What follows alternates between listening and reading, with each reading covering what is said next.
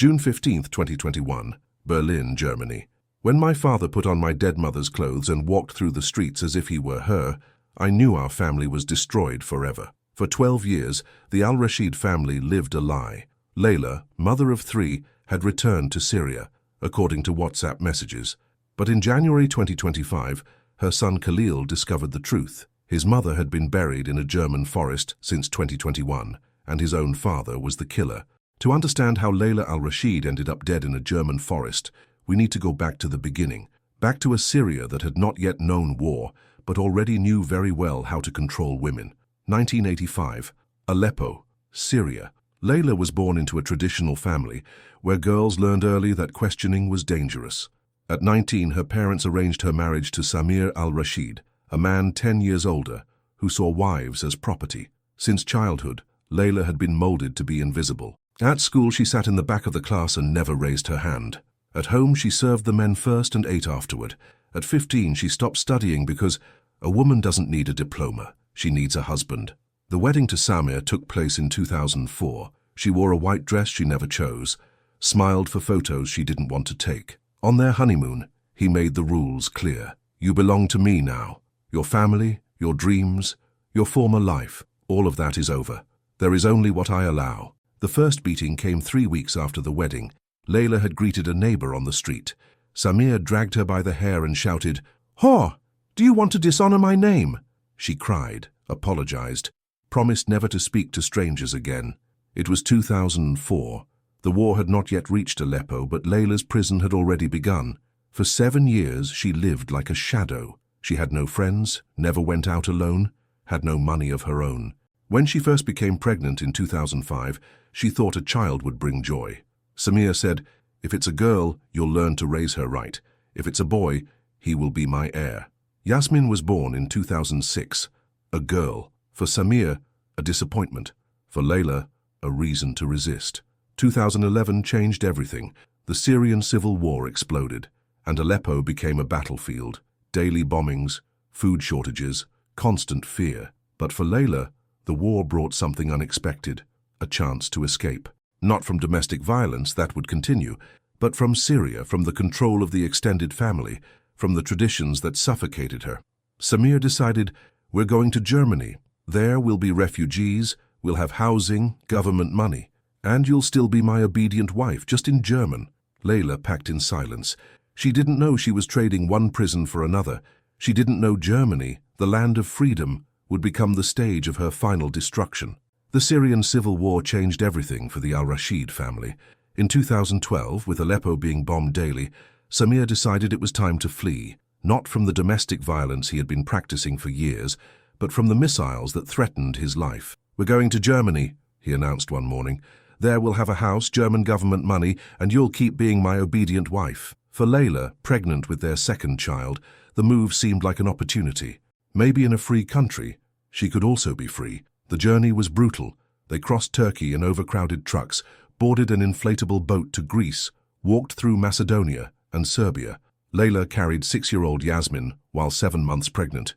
Samir walked ahead, carrying only his documents.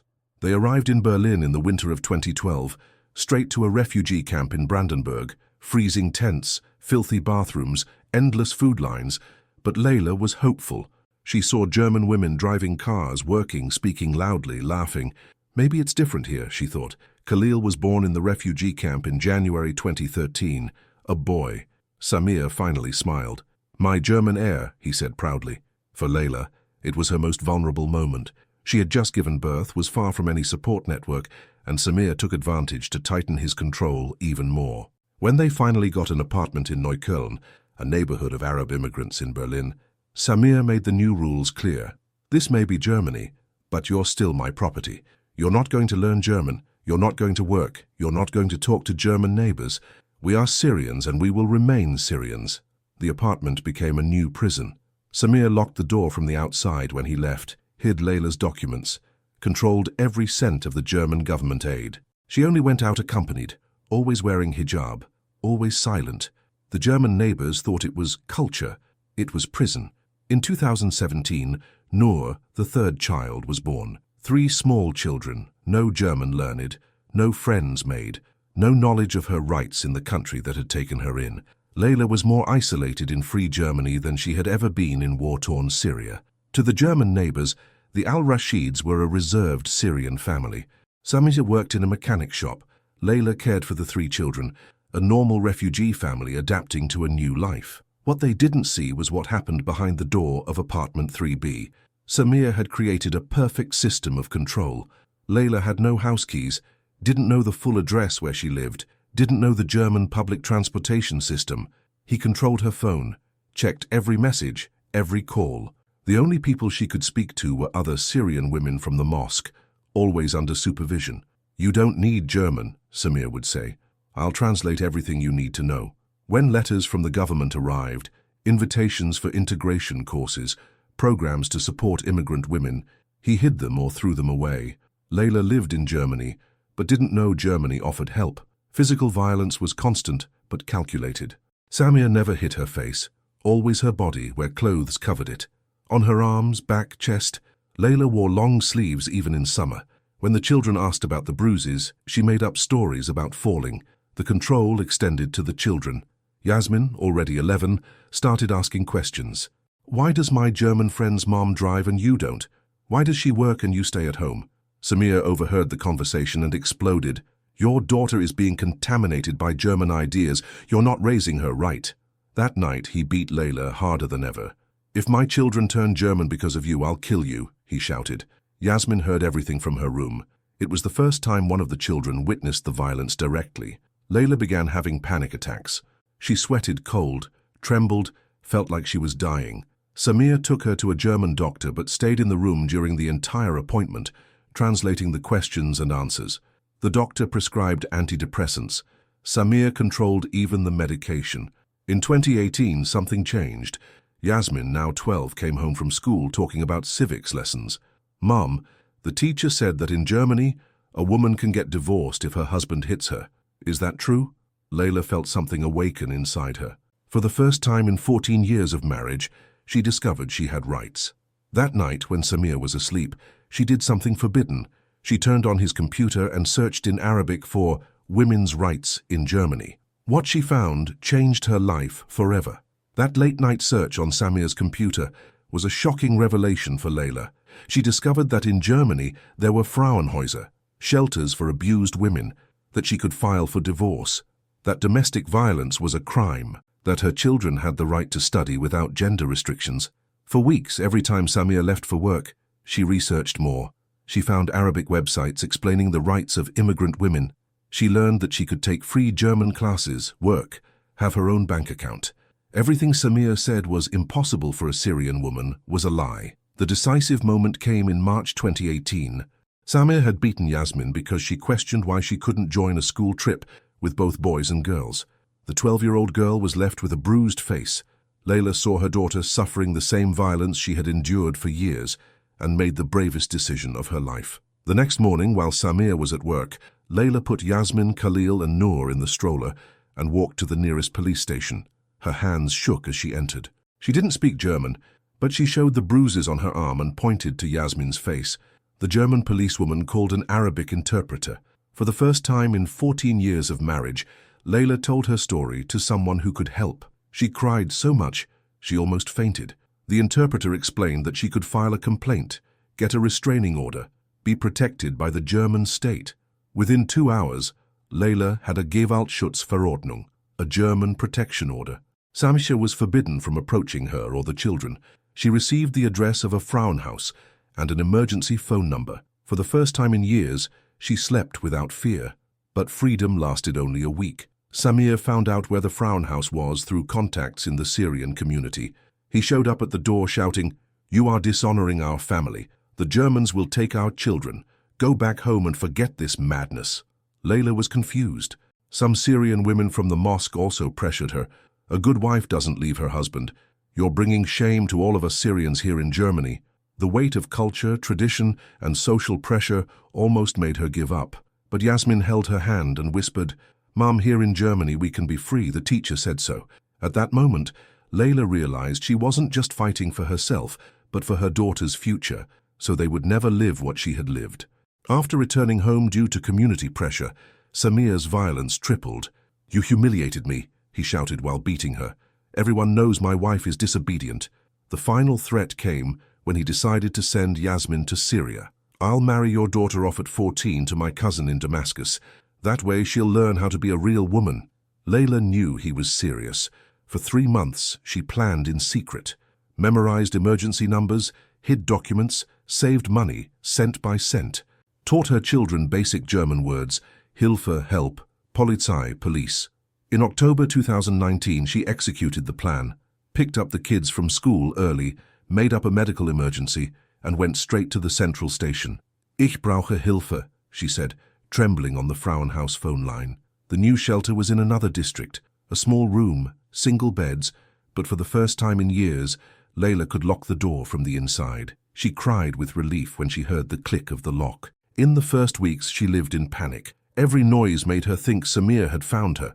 The German social worker explained, "Trauma takes time to heal." Samir hired a lawyer and claimed that Layla had kidnapped the children and was being manipulated by German feminists. The legal battle would be long and difficult, but for the first time in 15 years, Layla slept without fear of fists. Her children played without hearing screams. Yasmin smiled again. For Layla, that was worth any fight. At the shelter, Layla began to discover who she really was. For the first time in 15 years, she could make simple decisions.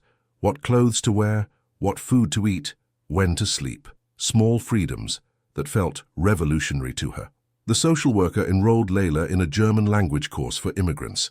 On the first day, she trembled so much she could barely hold the pen. "My name is Layla," she said in a low voice. The teacher smiled. "Very good. Your husband isn't here to forbid you from learning." Little by little, she made her first real friends. Fatima, a refugee from Afghanistan who had also fled an abusive marriage. Amira, a Moroccan woman who worked as a translator. Women who understood her pain without judgment. Yasmin blossomed at her new German school. She went on field trips, made friends, boys and girls, and questioned everything. "Mom, can I study medicine?" she asked one day. Layla cried with joy. "You can be whatever you want, my daughter." In 2020, Layla got a part-time job at a Turkish bakery. Her first salary at 35 years old. She saved every euro, dreaming of an apartment for herself and the kids. She dreamed of being independent, having her own home, raising her children free. But Samir hadn't given up. He showed up at the children's school, at the bakery, at her German course, always with the same threat. "You are dishonoring our family. In Syria or in Germany, you are my wife." The German restraining orders seemed useless. Samir knew the system, knew how to get around it, had friends in the community who helped him track her down. "If you don't come back willingly, you'll come back by force," he whispered when he saw her on the street. Layla lived between two worlds, the growing freedom during the day and the constant fear that Samir would follow through on his threats. She didn't know he had already decided that if he couldn't have her, no one else would. June 2021. The divorce process was almost finalized. Layla had been granted temporary custody of the children and was preparing to move into her own apartment. For the first time in years, the future seemed possible. That's when Samir changed his strategy. He stopped making public threats and began to appear remorseful, sent flowers, apologized through acquaintances, said he had learned about women's rights in Germany. "I just want to see my kids," he requested through his lawyer, a supervised meeting, as German law requires. The court agreed. Samir would have the right to bi-weekly visits with the children. June 15, 2021. Samir called Layla for the first time in months, his voice calm, respectful. "My brother's apartment in Wedding is empty today. Can I take the kids there? It's more private. They'll feel more comfortable." Layla hesitated. The supervised visits always took place at the community center, with a social worker present. But Khalil had asked to talk to Dad alone, and she thought maybe this was a chance for family reconciliation. "Just 2 hours," Samir said. "I'll bring them back by 9 p.m., as always." Layla agreed, but decided to accompany the children to the apartment, just to make sure everything's okay. At 7 p.m., she rang the doorbell of the apartment in Wedding. Mahmoud, Samir's brother, opened the door with a smile. Come in. The kids are excited." The apartment was strangely quiet, dark, with no furniture in the living room. "Where are they?" Layla asked. "In the bedroom," Mahmoud replied, closing the door behind her. "Samir is waiting for you too." That's when she saw it. There were no children in the apartment. It was a trap. Samia came out of the back room with an expression she had never seen before. It wasn't anger. It was cold, calculated determination. "You've dishonored our family for the last time," he said. Layla tried to run to the door, but Mahmoud blocked the exit. She screamed, but no one heard. The apartment was on the top floor, and the German neighbors didn't get involved in Arab family fights. What happened in that apartment in Wedding was never fully detailed in German courts. But at 8:45 p.m., the building's security cameras captured a bizarre scene. Mahmoud leaving through the main door carrying a large, heavy suitcase. An hour later, at 9:47 p.m., the same cameras recorded something even more disturbing. A figure wearing a blue hijab and black abaya, exactly the clothes Layla had been wearing, walked out of the building normally. But something was off. The person was too tall, walked in a masculine way, and looked directly at the cameras. It was Samir dressed in his dead wife's clothes. The plan was simple and sick: create the illusion that Layla had left the apartment alive. Any future investigation would find evidence that she was fine the last time she was seen. Samir even waved at the German doorman, who later testified, "I saw the Syrian lady leaving normally." But the act didn't stop there. Samir took Layla's phone and started sending messages to friends and family. "I'm fine going back to Syria," he wrote to Fatima, her friend from the German course. "I couldn't take life in Germany anymore. I want to raise my children back home." To the lawyer handling the divorce, "I'm dropping the case. I went back to my husband. Sorry for the trouble." To the Frauenhaus social worker, "Thank you for everything, but I decided to try again with Samir." The messages were convincing because Samir knew Layla's routines, fears, doubts. He knew she always hesitated between freedom and cultural pressure. He used that knowledge to create believable lies.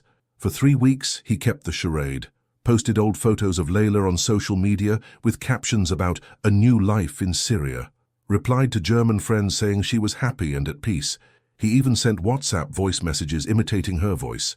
The Syrian community in Berlin commented, "Layla finally came to her senses. A good wife always forgives." The Germans thought, another immigrant who couldn't adapt. No one suspected that every message was written by the man who had killed her. The first person to suspect was Fatima, Layla's friend from the German course. The WhatsApp messages didn't sound like her. "Layla would never write 'I went back to my husband,'" she told the social worker. She was terrified of him. For 3 weeks, they tried calling Layla. The phone rang, but no one answered. The children had disappeared from the German school. Samir claimed they were visiting family in Syria, but provided no travel documents. On July 8, 2021, Fatima went to the German police. "My friend is missing," she told Detective Klaus Weber. "The messages on her phone aren't from her." At first, the police resisted. Cases of immigrants returning home were common, but Weber was experienced in domestic violence cases. He requested a technical analysis of Layla's phone. All messages after June 15th had geolocation in Berlin, not Syria. The IP addresses traced back to the Wedding neighborhood, exactly where Samir lived. The big breakthrough came when they analyzed the security cameras. The person who left the building dressed as Layla was 1.78 manor tall. Layla was 1.62 manor. Facial biometrics, even with the hijab, didn't match. On July 15th, exactly 1 month after the disappearance, German police arrested Samir al-Rashid. Mahmoud was detained the same day. Both denied everything. Layla went back to Syria by choice. During interrogation, Samir stuck to his story. "My wife couldn't handle German freedom. A Syrian woman needs structure, family." But Mahmoud, psychologically weaker, began to contradict himself. On the 3rd day in custody, Mahmoud confessed, "My brother killed her. We buried the body in the Grünheide forest near the Tesla factory." German police mobilized a specialized team, sniffer dogs, ground-penetrating radar, forensic unit. For 4 months, they searched 15 square kilometers of the Brandenburg forest. They found trash, dead animals, old objects, but no trace of Layla. The search was suspended in November 2021. Even without a body, the German prosecutor's office decided to charge Samir with femicide. The circumstantial evidence was strong: surveillance footage, digital analysis, Mahmoud's confession, and a history of domestic violence. March 2023. The Berlin court was preparing for a historic trial, the first femicide case of an honor killing to be tried in Germany without the victim's body. Samir al-Rashid would face charges of premeditated murder. German prosecutor Dr. Ingrid Hoffmann was blunt in her opening statement. Ladies and gentlemen of the jury, this is not a crime of passion. This is a planned assassination, driven by the primitive belief that women are the property of their husbands. Samir killed Layla because she dared to be free. The defense argued a lack of physical evidence. Where is the body? Where is the murder weapon? How can you convict a man based solely on assumptions? Samir's lawyer even suggested that Layla could be alive, hiding somewhere, planning a new life. The evidence, however, was devastating. Mahmoud, in exchange for a reduced sentence, testified in detail. My brother strangled Layla with his own hands. She begged for the children. He said, "A disobedient woman deserves to die." The digital forensics expert showed the jury how Samir manipulated Layla's phone for weeks, creating a virtual life for a dead woman. The security cameras revealed the macabre ruse, a man dressed as a woman, trying to fool the world. Yasmin, now 17, testified via video conference. "My mother would never abandon us. She fought for years to free us from my father. Why would she go back to him?" Her tears moved the courtroom. Fatima, the friend from the German course, was categorical. Layla was mortally afraid of Samir. She always said, "If he can't have me, he will kill me." She knew this would happen. The trial lasted 3 weeks. Samir remained silent throughout the proceedings, only shaking his head during testimonies. His expression was one of contempt, not remorse. On March 20th, 2023, the German jury returned its verdict. Samir al-Rashid, guilty of aggravated femicide. Sentence: life in prison with the possibility of parole only after 25 years. Mahmoud received 8 years for complicity and concealment of a corpse. Upon hearing the sentence, he cried, "I beg the children's forgiveness. I should have stopped my brother." Justice was served, but one question remained unanswered. Where was Layla's body? Layla's story teaches us that justice may take time, but we must never stop fighting for it. But you can't imagine what I'm preparing for you. Comment below, what was the most shocking part of Layla's story? And check out the video now appearing on your screen. I'm sure of one thing: when you discover the next case I investigated, you'll understand that what happened to Layla was only the beginning of a much darker reality. See you very soon, and brace yourselves.